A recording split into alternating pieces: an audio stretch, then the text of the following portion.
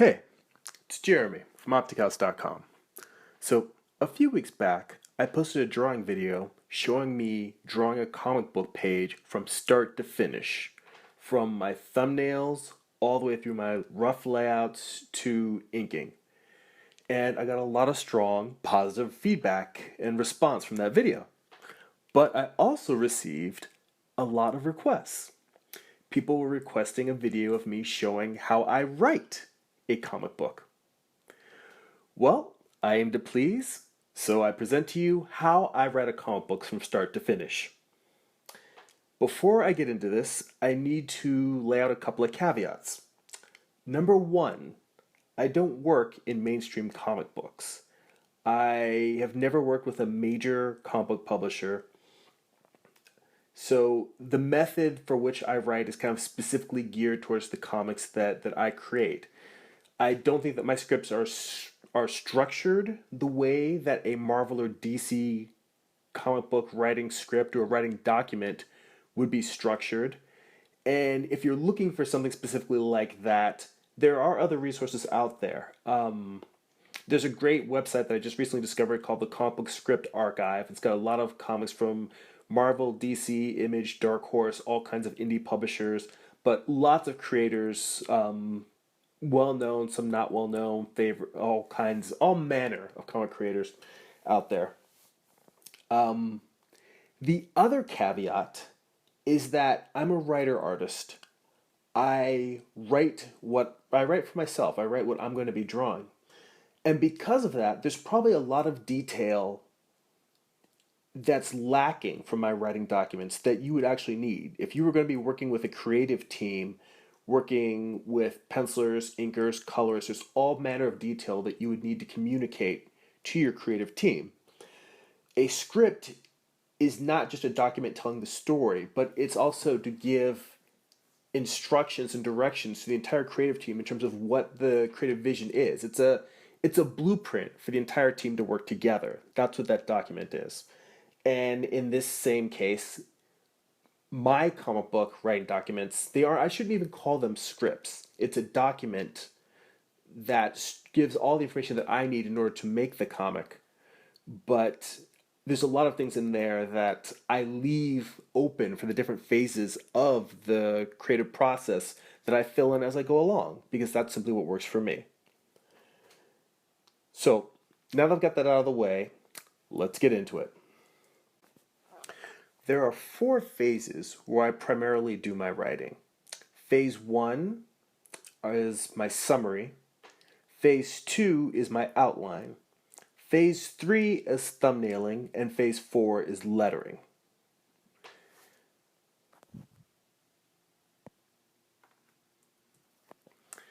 The summary.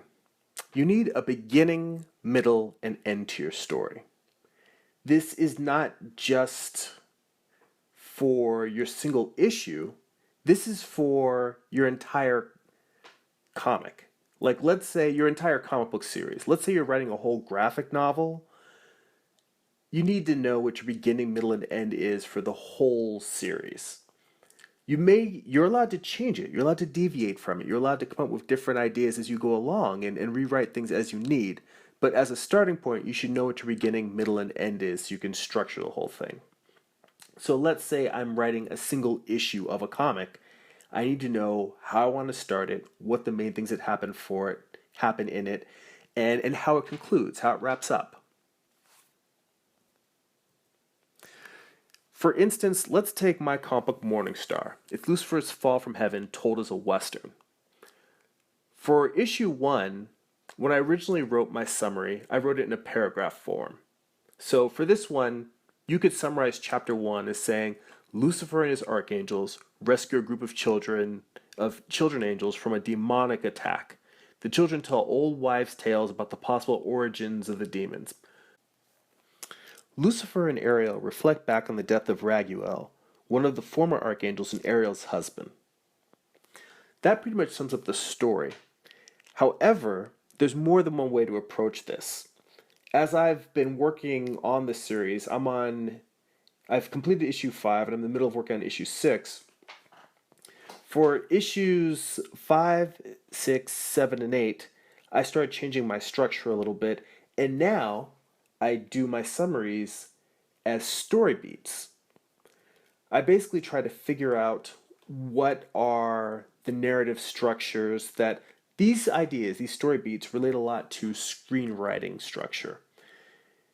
There's a lot of things, I listen to a lot of podcasts about the writing process, and a lot of them are screenwriting podcasts because screenwriters talk about structure and process and writing and the nuts and bolts of storytelling nonstop.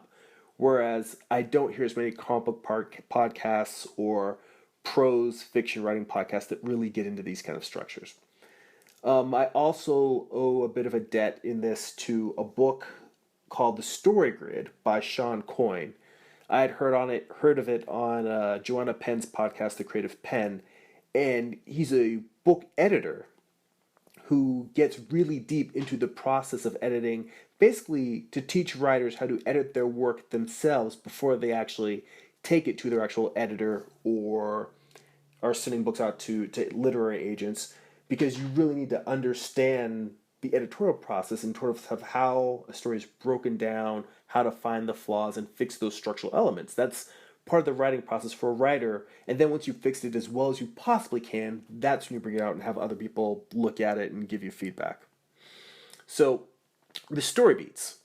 Again, this takes a lot from filmmaking as well. An inciting incident, a complication, a crisis, a climax, and a resolution. So for Morning Star, issue 1, these story beats would look like this. The inciting incident starts off the story. Demons attack a group of children. Lucifer and his archangels come to the rescue. The complication. Lucifer is knocked off his horse and almost devoured. The crisis. Raphael, another one of the archangels, is seriously wounded, gets an eye ripped out. In the climax of the story, Uriel assembles a Gatling gun, opens fire, and sends the demons running.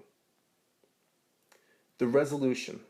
Back in heaven, Lucifer and Ariel reflect on the death of Ariel's former husband, Archangel Raguel. As I mentioned before, you should do summaries for your entire series. But before moving into any of the next phases, I would do a summary for each issue or each chapter. If you're doing a story arc, or if you're doing a complete graphic novel, then do a summary for each issue in that story arc. If you're doing a graphic novel, do a summary for each chapter before you move from summaries into outlining. Think of this kind of like a figure drawing. I tried to create a writing process that has a lot of analogies to the drawing process, because I've spent most of my life studying drawing, and now that I'm delving into writing more and more, I find it very useful because they're both creative processes that have these weird parallels. When you're doing a figure drawing, you start with the gesture first. You try to establish the broad strokes of what's happening with the figure and what you're trying to capture in the pose. And by the same token, these summaries are like those simple, bold lines laying out the main parts of the figure. You're laying out the main parts of your story and what's happening in it. That's exactly what these are. They don't have to be long. They don't have to be complicated. I generally try to keep the summaries like you saw. It was a short paragraph, 4 or 5 sentences. I try to keep them as limited as possible and see if I can capture, almost like just telling a short friend, if they asked you what happened on this episode of the TV show that, last night, what happened on Game of Thrones? You're not going to sit there.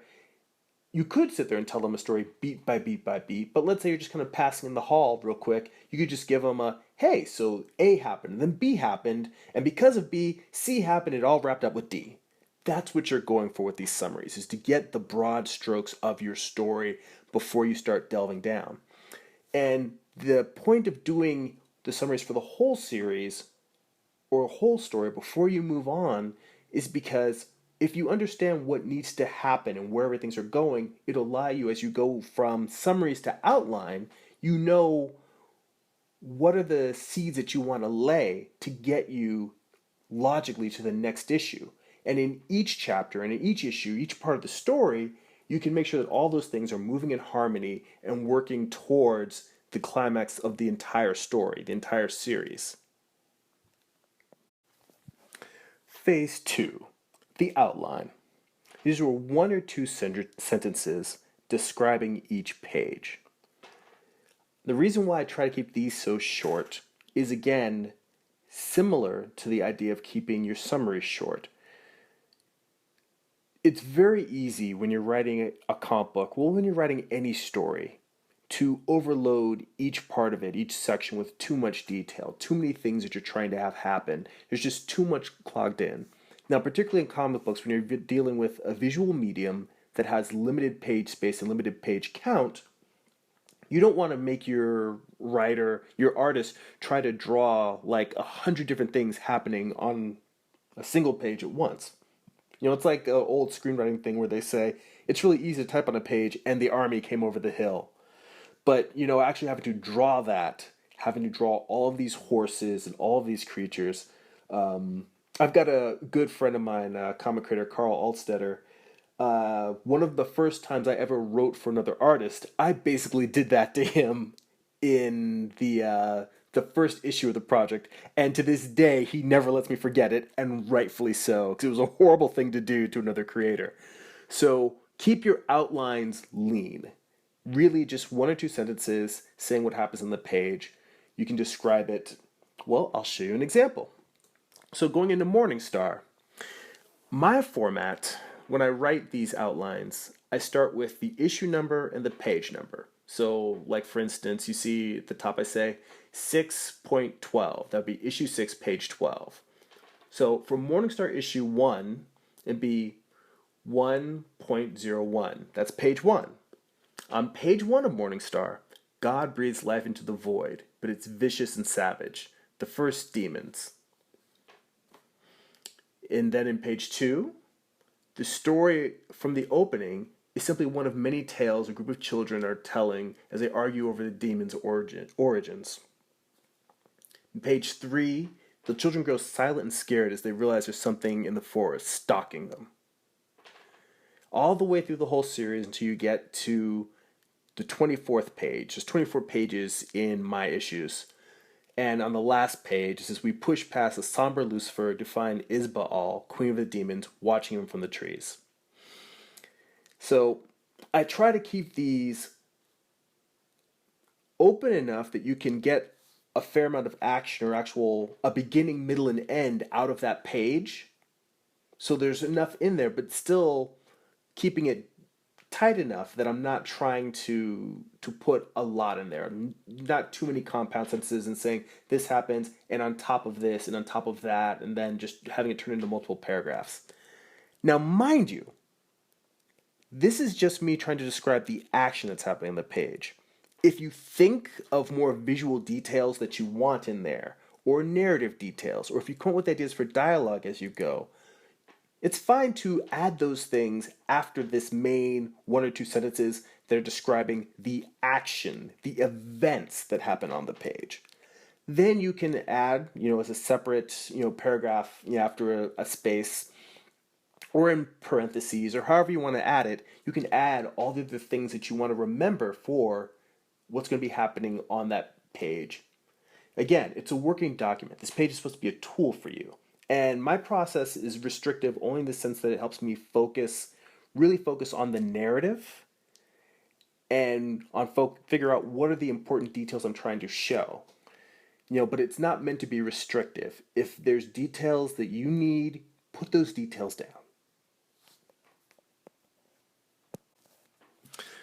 For me, the outline is where the heavy lifting really happens. This is what I primarily consider my writing of the comic book.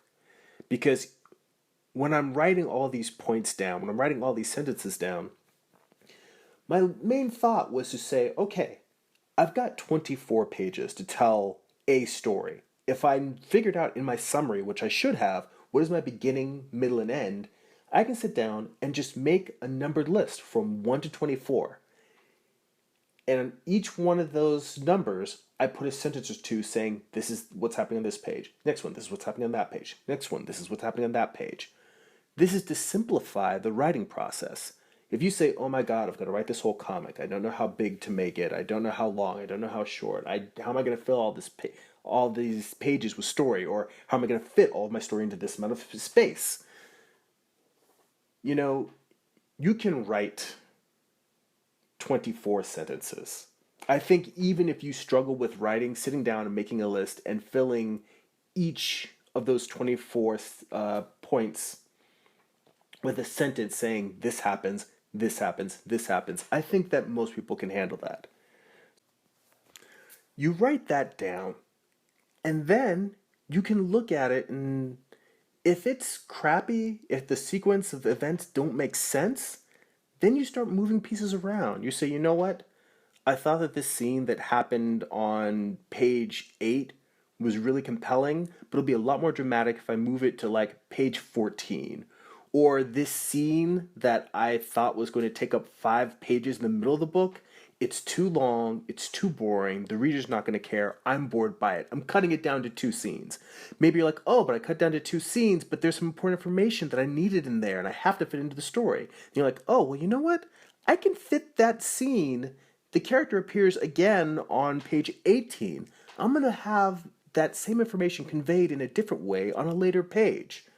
That list of 1 to 24, when I say the heavy lifting is sitting here and really working out the beats of your story.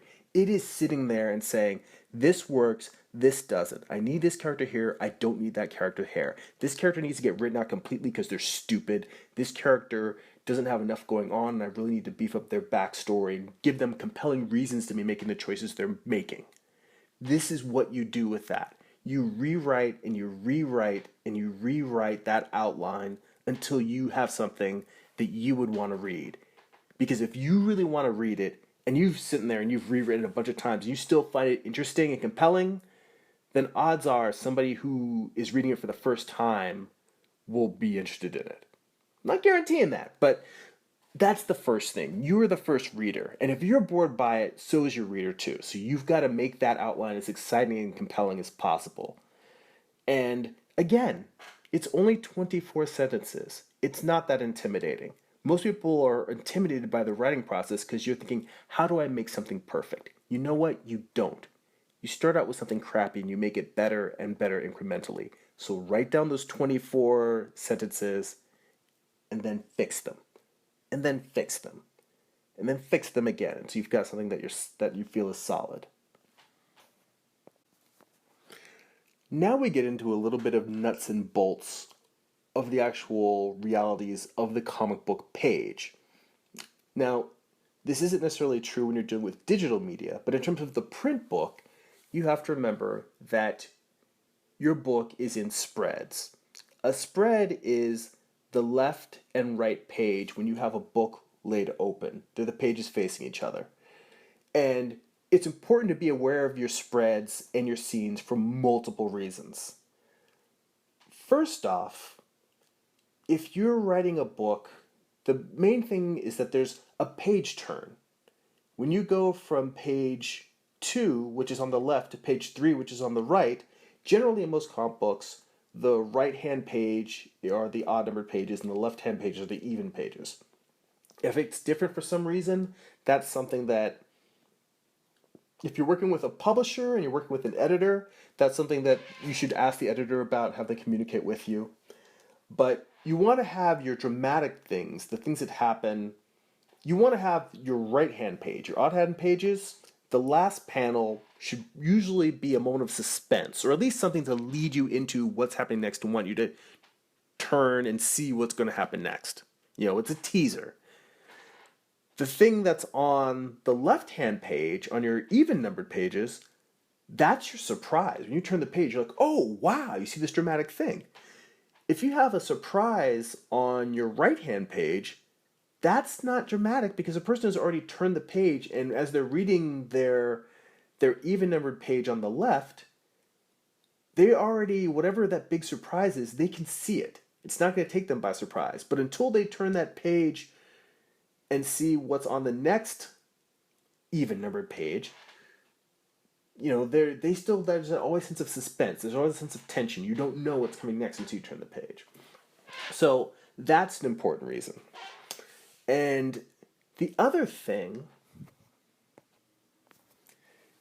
is that a page turn is a natural scene break. You can have a transition from one scene to another in the middle of a comic book page. You can have it in the middle.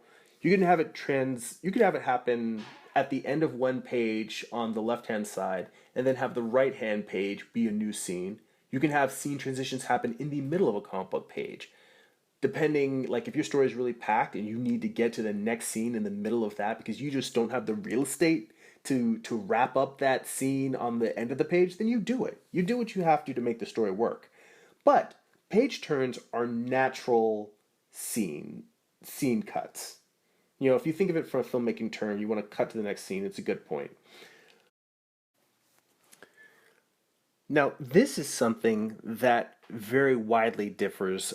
I haven't seen this with other comic creators.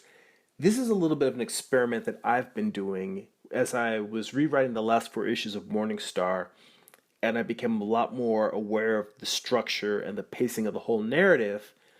I started doing something. And I'm specifically calling this out as an experiment because I don't know if I'm going to continue writing this way. I just know that it's been very helpful to me right now in this phase of my storytelling. But I tend to like keeping scenes short, mainly because I don't want the reader to be bored.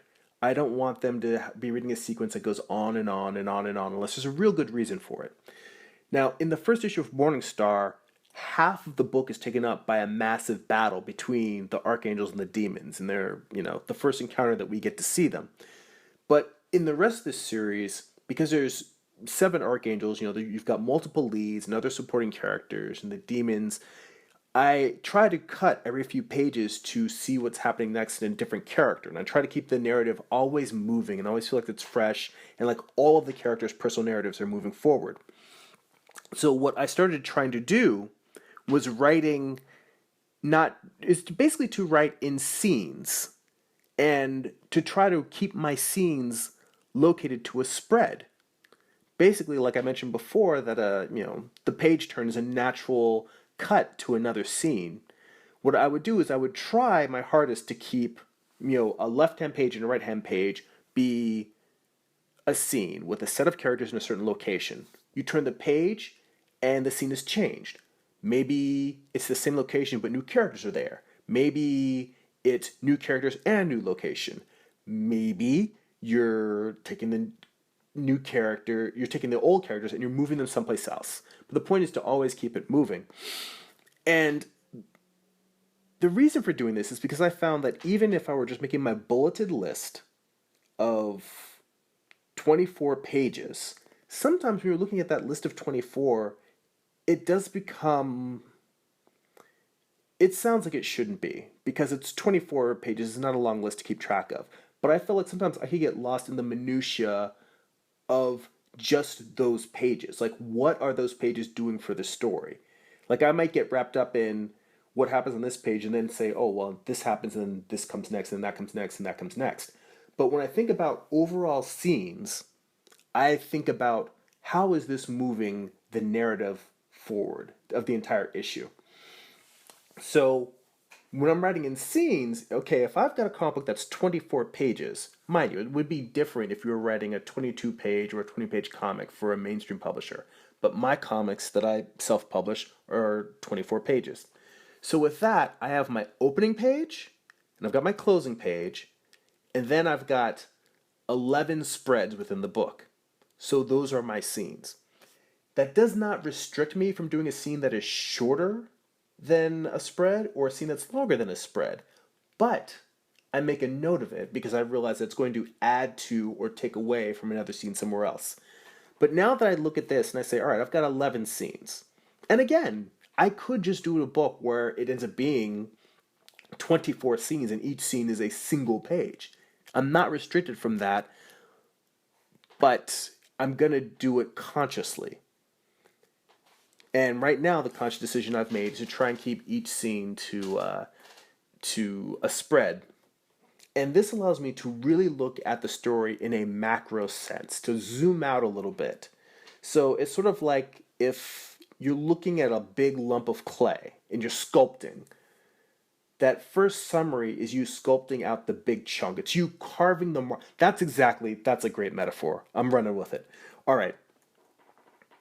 The summaries are you deciding you want to make a sculpture. So you're hewing, let's say it's going to be 4 sculptures that are going to work together, like a 4-issue miniseries. That's you hewing 4 massive pieces of granite out of a quarry.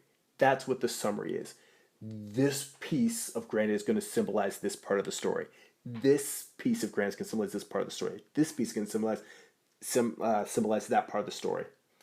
Then, as you get into doing your outline, that's you actually chipping away at these structures, at these pieces. And the scenes are almost like you just trying to carve out the very basic form. It's spherical, it's cylindrical, it's oblong, it's figurative. It's you just barely figuring it out. You can't necessarily even tell what the masses are yet. It's the first thing where it's sort of like that phase when someone's looking at art and you ever have someone looking over your shoulder while you're drawing and they can't even tell what you're doing yet because your scribbly phase, you're still just sort of figuring out the structure of what it is. That's kind of what these spreads are. It's another phase in between that and doing the detail that is the deeper outline. And again, this is an experiment. It's something I'm trying right now. It's been working really well for me, and I enjoy it. But it wasn't the way that Morningstar was originally written when I wrote my first outline for the whole series. So after I've got my bulleted list and I've really worked the hell out of it and I know what events are happening on each page, then I start breaking down the page itself into individual panels, individual shots. So for instance, the page that we have in front of us here. On page 3, the children grow silent and scared as they realize there's something in the forest stalking them. So we start with a wide shot. The forest, eerily still and empty, menacing dark at the edges. Panel 2, Zach and the others peer wide-eyed into the gloom. We should go. Now. Panel 3, a massive clawed foot steps over a felled tree. The sound effects of a crackle. Panel 4, the forest, darker now with hulking forms and glowing eyes visible. The sound effects of various growls and snarls. Then panel 5, Zach brandishes a stick like a club, guarding the children's retreat. Panel 7, monstrous teeth speak from the blackness, sweet with fear, their tender flesh is ripe. Panel 7, a close-up. The husky freckled kid yells, "Run!" See, that's how I go through and write it out on the page. And much like my major outline, I try to keep these short. Basically, my rule for each panel is that I get 1 sentence to describe the action. Any other detail I want to add, like even notice on the first one, I say it's a wide shot, the forest, eerily still and empty. That's describing what you see, or it could be describing the action. Now, there's a sentence after that, menacingly dark at the edges. That's descriptive. I give myself leeway if there's other descriptive data that I want to add on. But the action itself, I give myself 1 sentence because the last thing you want is to do a panel where it says, the Archangel pulls out his revolver and fires at the demon while jumping over, a claw that swung at him. And then he turns around, throws dirt into the demon's face, and then fires 2 more shots. You can't put all of that in 1 panel. 1 panel, 1 action, 1 sentence. You can have more sentences for description, but 1 sentence describes what actually happens. Do not try to cram too much crap into each panel. There are cases when you've got big establishing shots where you have a lot going on in the background, and those are a case-by-case basis, and there are reasons to make notes of things. Like, for instance, notice in page 7 where I've got Zach brandishing a stick like a club. I could say that one of the other kids does something particular in the background. Like if I had a kid picking up a rock, which I don't at this panel, that might have actually been a good idea. But again, I didn't want to distract too much from the detail of what's going on. But to have another kid picking up a rock, that could be another sentence that I could call out in there. But I didn't call it because I really want to just focus on what is the main thing we're supposed to be paying attention to. You want to keep it tight, you want to keep it lean. Now, as I mentioned before, I've gone back and I've rewritten the later issues of Morningstar. When I originally wrote it, I did not write with the process I'm using now.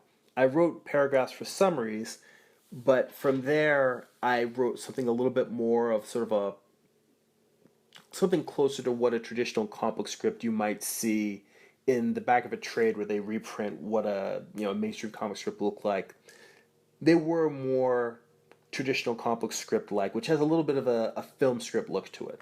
However, in my rewriting, I have come to look at the comic book page the same way I look at my summary and my entire story. So remember those story beats I had where you have the inciting incident, the complication, the crisis, the climax, the resolution? I now tend to write my comic pages almost like that. Like I look at each page as a story unit. And the same way that a graphic novel has a beginning, middle, and end, a single comic book issue has a beginning, middle, and end, I try to write a comic book page so that it has a beginning, middle, and an end. And writing it in this way, it kind of frees me up a little bit in the sense that I don't get too caught up in the actual panel count. When I'm doing my thumbnails based on this, I'll sit down and I'll say, well, wait, can I tell this page story? Can I tell this story unit in 5 panels instead of 7? Can I tell it in a 9-panel grid instead of a splash page? I basically figure out what are the emotional beats that I'm trying to hit on this page. So the same page that I just showed you, if I were to break this down instead, the children grow scared, silent and scared as they realize there's something in the forest stalking them. The inciting incident is that the forest is quiet, too quiet, freaks the kids out. The complication, they decide to leave, but it's too late. The crisis, the kids try to escape from the emerging demons. The climax, one of the demons makes his intentions clear. He's going to eat those effing kids. The resolution, run. Now, this might seem more vague in comparison to the breakdown that I showed you before. Because the breakdown I showed you before, there's a panel that corresponds to each of the panels that you saw. But you have to remember, I'm writing a document. These outlines all exist before the comic book page does. And sometimes it's difficult to visualize until you start thumbnailing exactly how many panels it's going to take to tell this story. So I've found that by sitting there and going again, like I said, what's the beginning, middle, and end of this story unit, and then sitting there and saying, all right, how can I convey this in a visual sequence of comic panels? How can I convey this with the action and dialogue to tell that story? And I find that this structure is very useful. And I will confess up, I go a little bit back and forth. Sometimes I do it where I break down just panel 1, panel 2, panel 3, panel 4. Sometimes I use this structure. I'm still kind of feeling it out. And I think you need to have that flexibility with yourself because you're developing a sense of the tools and how they work for you. I'm still developing my own writing process, and this is what, you wanted to see how I write comics? This is how I'm writing them right now, and this is what works for me. So a quick review of the outlining phase. I start with scenes, and from scenes I go to pages, and from pages I go to panels or beats. And like I said, the scenes are something new that I'm trying. You might go from your summary to breaking it down to pages and then breaking it down to panels or beats.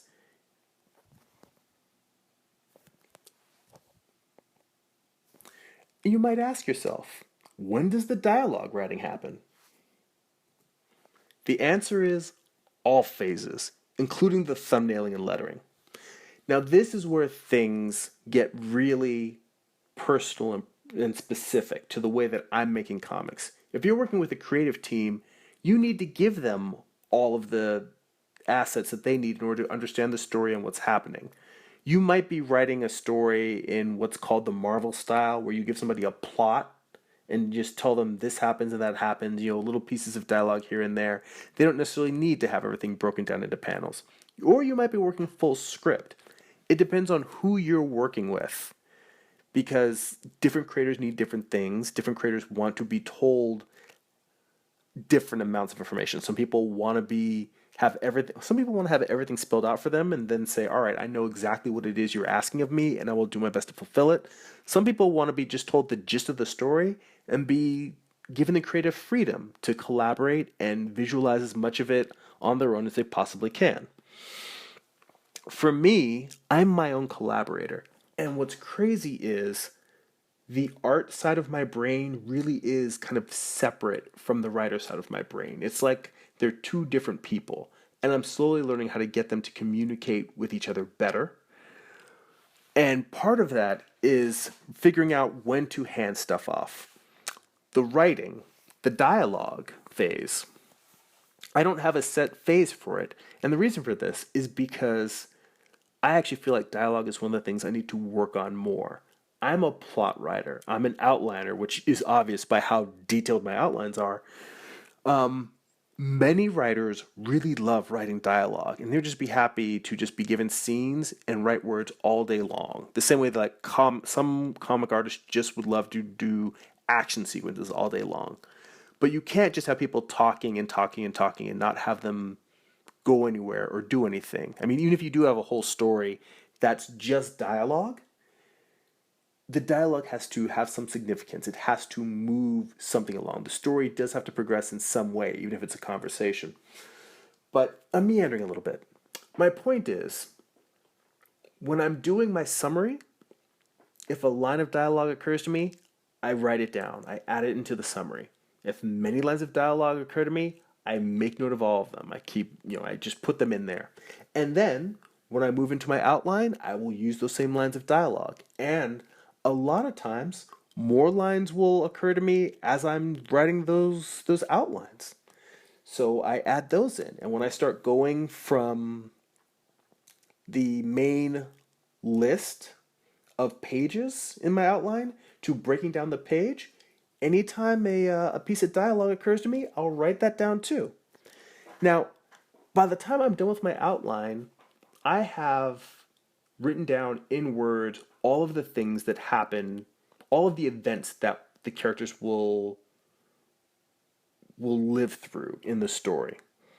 Based on that, I can start doing doodles, thumbnails, sketches. And as you can see, this is an example of one of my thumbnail pages. As I'm doing my thumbnails, I frequently will think of lines of dialogue, or new lines will occur to me. And this is also true in the lettering phase. As I go through and do each of these phases, I just write down the lines as they come to me. In the outline and thumbnails, you should try to do as much of the work as possible in those two phases. For me, my outlines have become more structured. The outline in the previous panel, the thumbnail in the previous slide, was a thumbnail from issue 1 of Morningstar. My thumbnails now, like the one you're looking at here, is from issue 6 of Morningstar.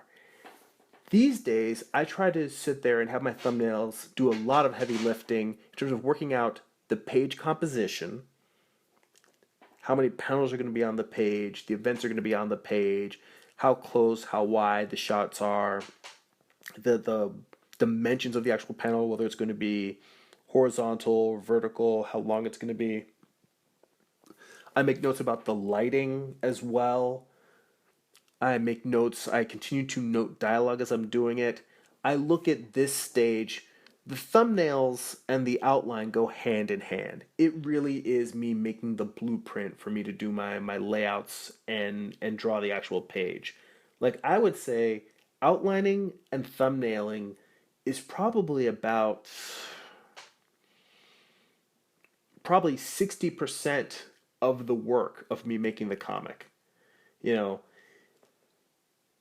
the actual drawing of the page takes, I think, it's weird because I think it may take longer to draw the actual pages, but the work of building the architecture, it's complicated. Maybe it's 50%, maybe it's 60%, but in my mind, so much of what makes up the final thing happens here. The outline and the thumbnails feel to me like that's what matters the most. Now, when I do my thumbnails, much like I finish each phase, I do my outline for all of the pages. When I go through and I do my thumbnails, I thumbnail the entire book before I start drawing. This is again because it allows me to go back and change things around. I may get to page 20 and realize that there was something that I needed to set up visually on page 3. And I may go back to the thumbnails and say, all right, let me add this here. Let me put this there. And it's better to work all those things out before I start doing my actual layouts and moving to my final page, because I can figure out all these different things and try to make the story feel like a cohesive whole. Lettering. Now, once I've done my thumbnails, and I've done my thumbnails for the whole series, what you're looking at here is one of my actual layout templates. What I do is I use Adobe Illustrator, and I have a template that's basically the dimensions of a comic book page, and I will take my dialogue that I've written from my summary and my outline, and I've written my thumbnails, and I'll draw balloons, and I'll place them in order in according to when the characters speak in both my outline and in my thumbnail. Usually the thumbnails tend to follow that, but occasionally I'll write something and I realize, oh wait, I need to put this dialogue here, or if this character's speaking in this order, then I need to put the character on the other side of the panel. And the reason for doing these templates, when I'm done with this, I print this out and I start doodling my rough sketches. This is what I make my layouts from. I will draw more detailed versions of the thumbnails on these printouts that are basically at a 100% print comic book size. So they're not, when I do my comic pages, they're on 11 by 17 Bristol board. So, they're much larger than a regular comic book page.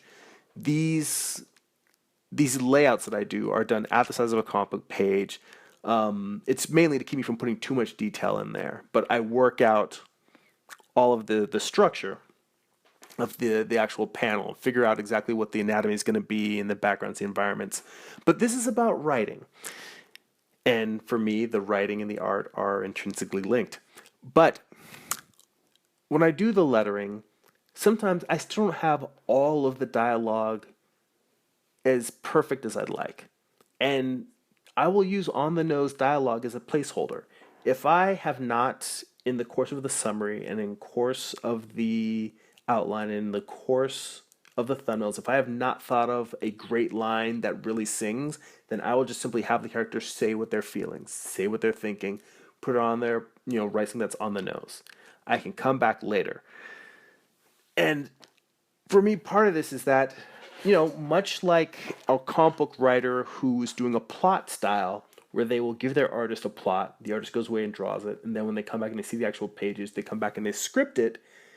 Sometimes, if I can't think of a great line, it's okay to put something there that I know isn't perfect, because it allows me to keep moving forward. And then when I do my layouts, I'll look at it and go, oh, wait, no, this is the line I should have them say. And again, that comes to the thing I was saying about my artist brain and my writer brain being separate. Sometimes they're separate and I don't see it until I've sketched it out. And even though I've done a thumbnail of the same image, sometimes when I draw that layout, I'll see it there and the words really come to me. Now, this is a phase that is specific to me because I'm doing the entire process myself. I write, I draw, I letter, I ink, I do the whole thing. If you're working with letterers and you're working with other creators, I don't know if it's necessarily fair. I mean, letterers do know that occasionally they get changes, and sometimes they get last minute changes. But I wouldn't be blasé about doing placeholder dialogue if you know that someone else has to come back and letter that and making them change it over and over again or making them change it at the last minute. I do think that it's if you're working on your own or if you have a hand in glove relationship with your letterer, then it's something to discuss about how much you can write and rewrite. But I wouldn't just take someone for granted because I work by myself. When you're working with collaborators, you have to be considerate of them and their needs and their time and wasting it. So each phase is a rewrite pass for me. Even after I do the lettering, like I said, if I've got placeholder dialogue in there and it still may not be great, I'm still thinking about that. And when I do my layouts, I'll be sitting there drawing, and if I come up with a good line, I will scribble in the margins, or I'll open up my script document and I'll put in these revised text, or I'll just go into the lettering and add it there. And even when I finish that and I move on, I've got all my layouts done and I'm inking the page. If a better line occurs to me, I will put that line down. I'll write that down. I'll open up the lettering and change it. Um, Usually, I try to keep in mind to make whatever the new dialogue I have fit into the space that I've allotted for from the previous dialogue. I'll try to rewrite it. Sometimes I will take things and I just find ways to say it shorter, more succinctly. It's not necessarily about, oh, this really is a pithy line or it sounds really cool. It's just, I found a way to say that more simply and more directly. And sometimes being direct is a good thing. But the point is that until I send the book off to the printer, each phase is a phase for me to rewrite. I do try to come up with a dialogue in the very beginning with the summaries. I don't always get it, but I don't stress about it. I say, all right, I'm going to come back and rewrite, or I'm going to come back and add to it, or chip away, as it were, back to the sculpture metaphor. By the time I get done with the whole thing, I've rewritten the book several times. Sometimes it's just changing a line here and there. Sometimes it's massive rewrites. Sometimes I'll rewrite something and it says, and even though I'm the writer and artist, I will rewrite something and say, oh, this means I need to redraw this page or I need to redraw these panels because I've changed the story, I've found something better, and it makes me need to go back and change it. Again, hopefully my summaries and my outlines will prevent me from having to do that. But I look at each phase of the creative process as another bite at the apple. That's why I put my stories together. I incrementally try to improve them and move them along and make each part better. And that's pretty much my writing process. I do that. I sit down, I write down a summary of the whole thing, my beginning, middle, and end. Then I get down to each page. I say, what's the beginning, middle, and end of each page? Then I come in and I break down the page into the panels and what's the beginning and middle and end that way. And after that, I go into my thumbnailing and I visually work out those beginning, middles, and ends. My lettering, I work it out again. And then with my final page, I work it out. So that's it. That's how I put together a comic book issue. So one last thing, a little tip that I'll share with you before I go. You get writer's block? Count to 10. What I mean by this is, as you can see, I love lists. So I make a numbered list from 1 to 10. And let's say that I'm writing a particular page and I don't know how to end that page. I make a list of 1 to 10 and I say, all right, what's a possible ending for this list? For this scene, this page. A character is fighting a demon and gets ready to hit them in the eye with an axe, and the demon's head explodes. Or another angel comes and pulls them off, says it's a trap. Or aliens pop out of the ground. The point is that I sit there and I just try to come up with different alternate versions. And you might think, well, I have writer's block. My whole point is I can't come up with anything else. This is to help you get unstuck. You start with just saying, what is something that could happen? Anything else that could happen? What's an absurd thing? What's something that couldn't happen? And you just start spitballing ideas. And the reason why I usually make it a list of 10 is because you might be able to think of one or two other things. You're like, but those aren't very good. Then you go to your fourth, your fifth, and your sixth idea, and those get really stupid. Then you get to your seventh and eighth and ninth idea, and you're like, you know what? Some of these might work. And they still might not be that good, though. But then you push on, when you get to like 9 and 10, that's when you actually come around to getting your answers. And it might not even be that the ninth or 10th one is the answer.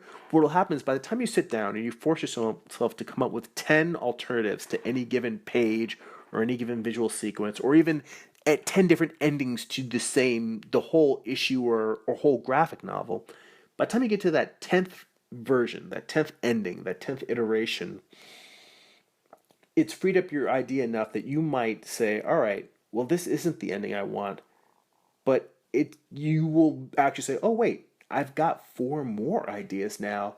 Let me sit down and write out what the story would be like if it ended with one of these 4 different ideas, or if it ended with all 4 of these ideas, so I can pick one.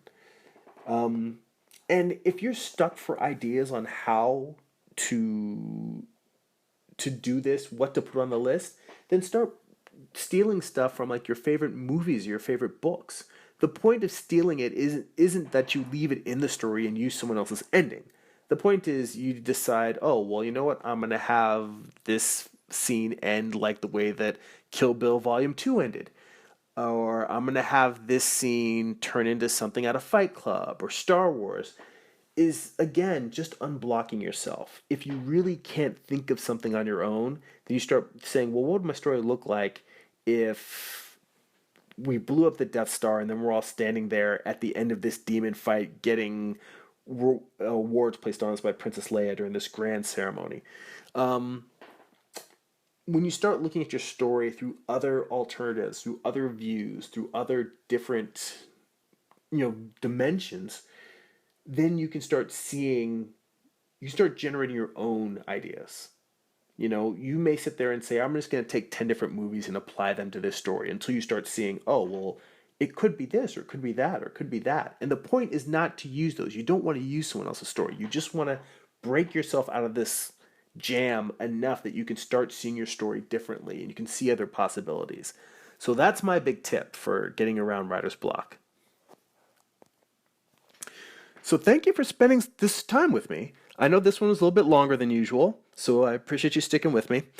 If you want to see Morningstar or any of my other comics, you can check them out. They're in print and digital on my website, optichouse.com. If you want to follow my creative process and see the day-to-day of me making art, doing figure drawing studies, my thoughts on creativity, or just random everyday life stuff, you can check out my blog at blog.optichouse.com. You can sign up for my mailing list there and just have it mailed to you every week.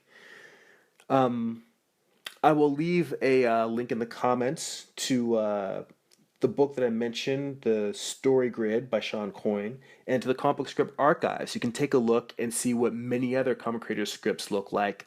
Like I said, mine is a very unusual process because I'm drawing what I write, and it's something just for me. You can see the way that other creators lay out their comic book pages, their comic book scripts. There is no set script format, so it's nice to see and get a good look at these different varieties and how people tell stories. That's it for now. Go be creative.